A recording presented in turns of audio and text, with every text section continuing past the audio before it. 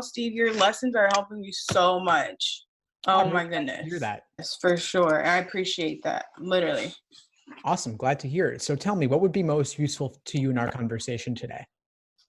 Just in our conversation, I just have basic questions.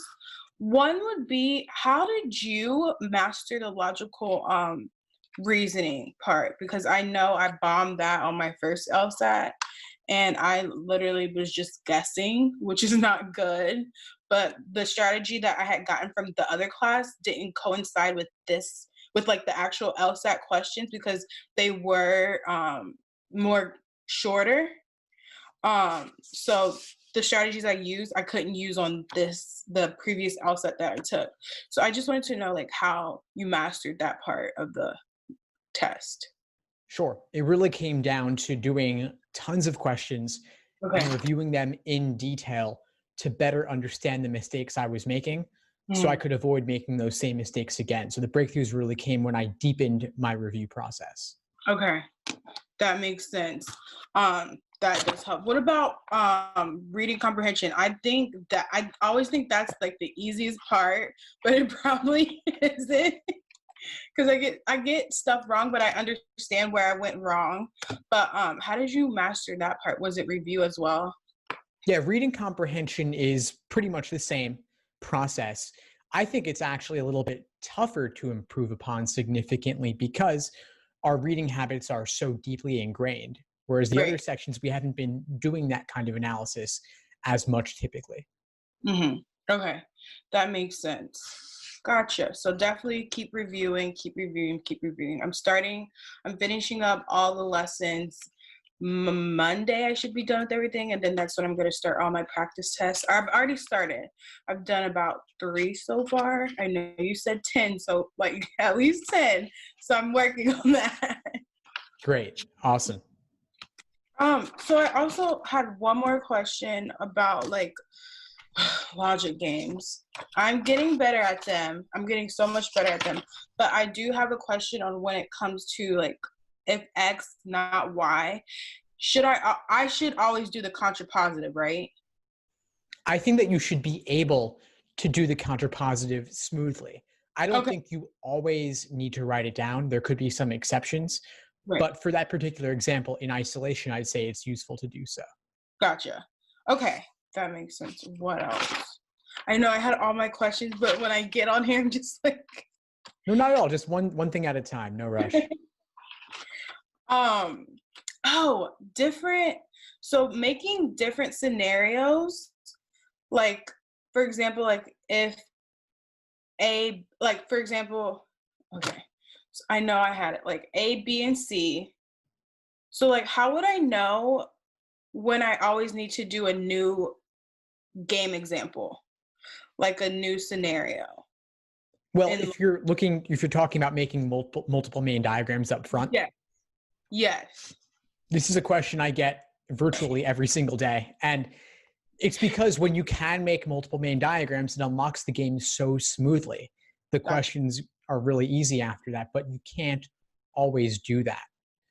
And so the idea is, could you lay out a few main diagrams that encompass all the possibilities for the game? Mhm. So if you knew, for example, that the letter A could only be in slots 1, 2, and 3, you could draw out 3 different main diagrams, placing A into each of those positions, and then you'd be able to further see the implications that result from A being in each of those different positions. And so you know when to make another one if there is some possibility that you haven't yet covered. Gotcha. That helps, Steve. Okay. Okay. So yeah, because I wasn't sure, because making those diagrams does help. I just don't know when exactly I need to be doing those unless it's like implicitly implied. Like A is in 1, 2, or 3. Like what you just said. I know I would need to make a new diagram. But that makes sense. Okay. Okay. That makes sense, Steve. Thank you. Sure. Um, Timing. How did you get better with timing? And I know I have about I have 53 minutes in each section, but I don't want to use all if I don't have to. So how did you get better with timing? Like anything else, you get faster at it by getting better at it, by deepening your understanding. So I think with continued practice and review, things will come more smoothly. The LSAT really is a test of pattern recognition. And so the same way I got better at the exam and improved was I was able to spot the patterns more quickly. And I was able to relate new questions back to questions I had previously done. And so speed comes with proficiency, which comes from those patterns becoming more automatic. So I see a new question, I can more quickly and easily relate it back to one I've done previously. So I'm never really doing a new question for the first time. Mhm. I'm drawing on the benefit of all my experience up to this point where I see that question, I can consciously or unconsciously relate to something I've done before. And then because those tracks are more deeply worn in my mind, Mhm. I have a certain intuition that comes along with it. Gotcha. Okay. Now, Steve, I recently went to one of the schools I'm looking at is Campbell University in Raleigh, North Carolina for law school. Um, and their admission process, I was asking because I feel like I'm like late, if that makes sense, for fall. And the person was just the admissions person was like, no, like as long as you like submit all your stuff by March, you'll definitely be fine and like in the running for scholarships and stuff if I have a good enough score. But I was just wondering, would it be smart to just wait one more year? And it's not even a year because applications come out in September, but just wait and take it this summer again. If I don't get the score I want, would that make more sense than just rushing and trying to get into fall now? The short answer is yes. It's better to wait and apply at the beginning of the cycle. There may be some scholarship money still available in March, but if you want the best admissions odds Right. and the most scholarship money, all else being equal, applying earlier is better. And I Gotcha. would encourage you to also think beyond just one particular school. There are a wide array of schools you could apply to, and then you could play them off each other. If one offers you more money, you could go back to the other and say, hey, school A offered me this. Can you match or exceed that? Okay. Gotcha. Gotcha. Now, what law school did you go to? I actually didn't go to law school. I got so sidetracked with this LSAT obsession that I never moved on. But I love what I'm doing, so I'm okay with it. That is amazing, though. Wow, I love that, Steve. Okay. Now, what did you want to go to law school for? That's a good question. I was really interested in criminal law, but I'm not sure how fleshed out that idea was. I think it may have been a little bit too influenced by media and Right. not enough by on the ground what it's really like. And so maybe it's for the best, but I'm still fascinated by everything law school involves and the kind of thinking you do there. I think it's really interesting. Now, do you think the LSAT does prepare us a little bit for law school? Well, it has a strong correlation with first year law school grades, and that's why it's considered a valid and reliable admission test. But as for what it means for being a practicing attorney, Mhm. I'm not sure that any standardized test could really reflect that well because there are so many directions a legal career can take. And Right. there's also being able to bring in business, being able to generate business. And that's real world experience. You can't mimic that on a multiple choice exam.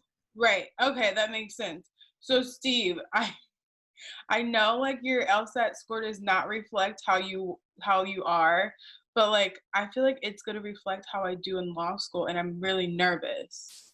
Yeah, that's an understandable concern. I mean, like I said, it's a good predictor of first year law school grades. And so that's the dense reading that and analysis you do on law school exams is Mhm. similar to the LSAT to some extent. And so it's worth studying this more. I mean, especially if you're willing to wait a cycle to apply, you Right. could take it in January as we've discussed, but there's no rush anymore.